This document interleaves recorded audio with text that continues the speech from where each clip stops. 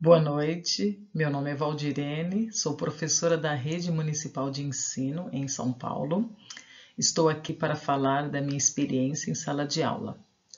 E agradeço ao Vem Brasil pelo convite.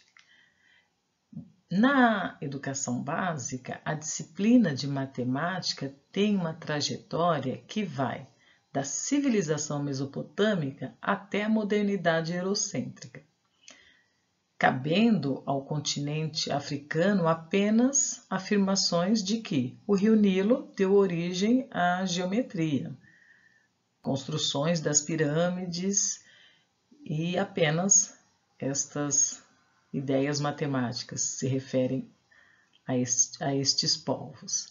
E algumas referências aos árabes, que muito contribuíram, é claro, para a ciência moderna.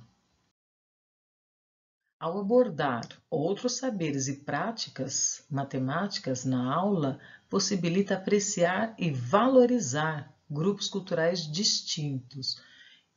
Foi por essa razão que buscamos apresentar no ensino matemático abordagens fundamentadas em conhecimentos e valores socioculturais. E por quê?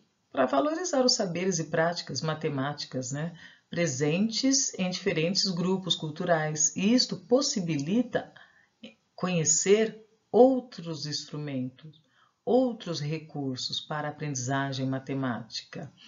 E nós trabalhamos a matemática fugindo inicialmente das definições, das regras, dos procedimentos, desenvolvendo um olhar mais apurado, mais investigativo, ao incorporar, por exemplo, os jogos africanos nas atividades desenvolvidas na sala de aula, ao abordar a cultura negra, promovendo entre os alunos debate e a compreensão do papel da população negra na formação e construção da sociedade brasileira. A importância de conhecer, de desconstruir imagens pré-concebidas. Dialogamos, a partir daí, a vinda dos africanos escravizados ao Brasil, as razões do processo, a crueldade sofrida. E também pesquisamos regiões da África, as diversidades culturais, os modos de vida e trabalho, os conhecimentos técnicos, construtivos, os conhecimentos tecnológicos, arquitetônicos. Então, foi um trabalho que possibilitou reconhecer raízes culturais.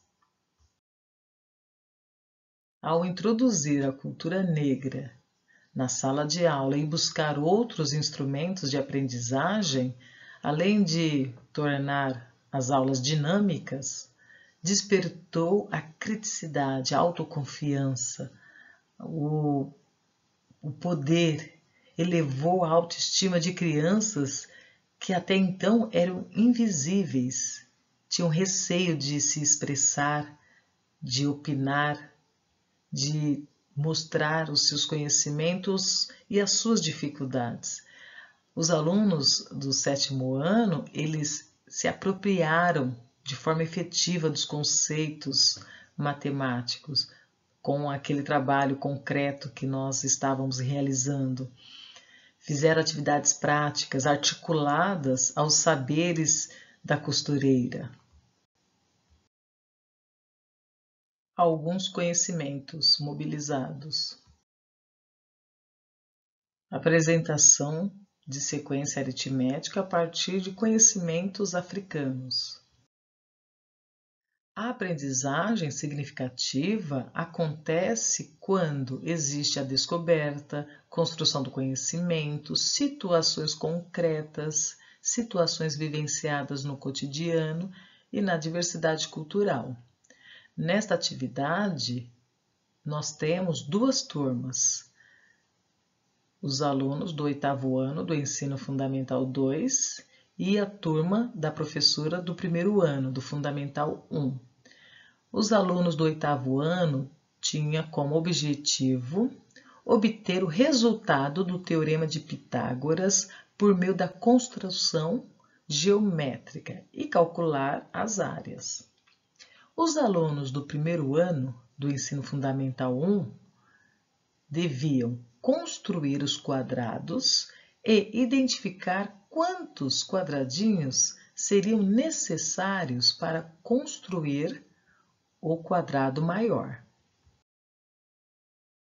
Os conhecimentos adquiridos pelo oitavo ano foram construções geométricas, cálculo de áreas e também eles deveriam relatar as observações, o desempenho e como os alunos do primeiro ano resolveram a atividade de construção de quadrados.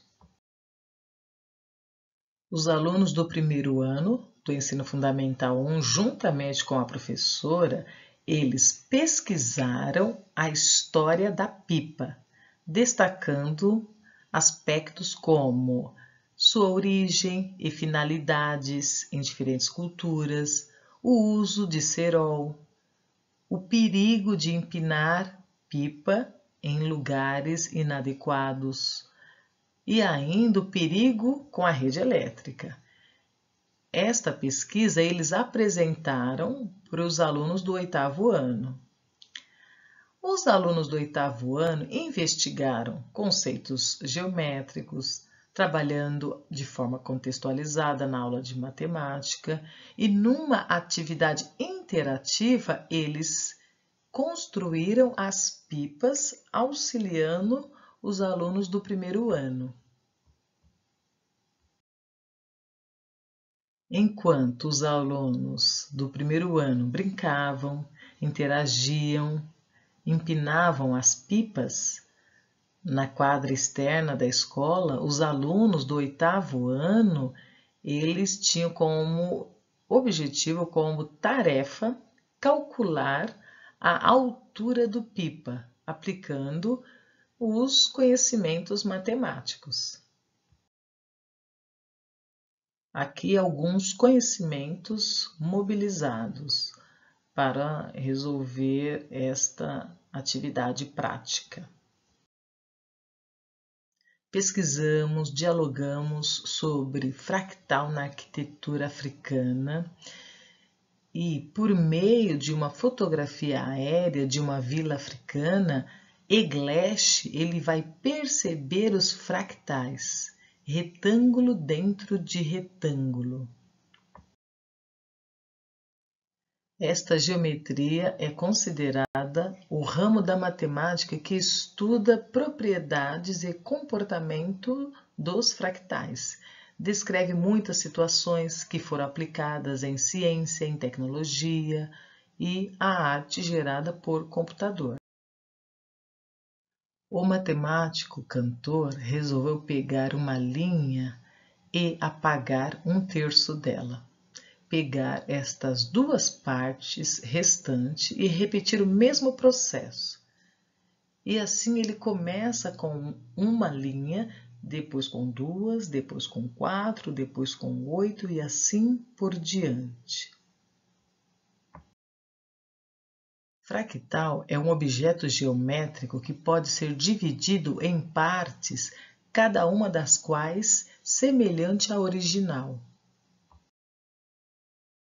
Na aula seguinte, os alunos fizeram alguns cálculos e também algumas formas geométricas.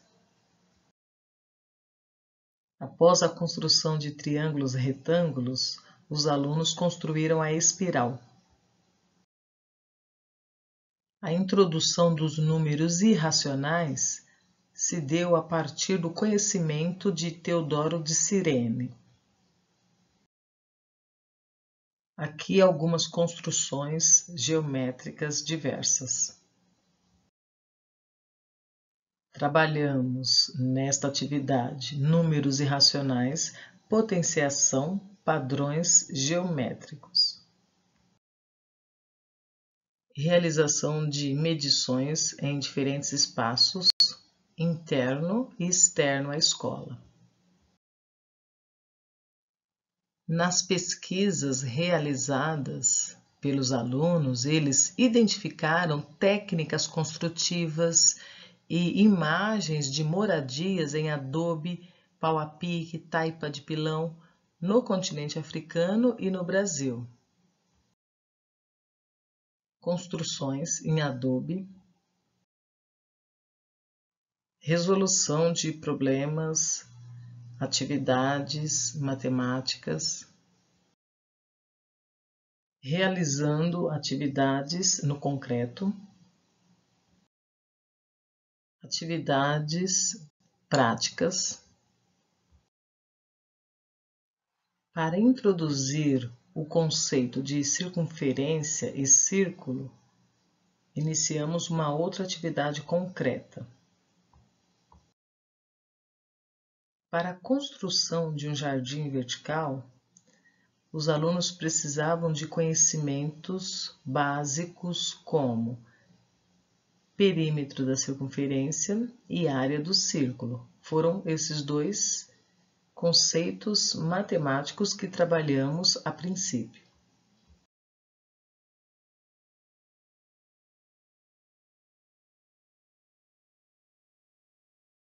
Eu finalizo aqui a minha apresentação afirmando que uma educação promissora, eficiente, igualitária e justa nas sociedades subentende o quê? A inserção da história, dos saberes e fazeres culturais do povo.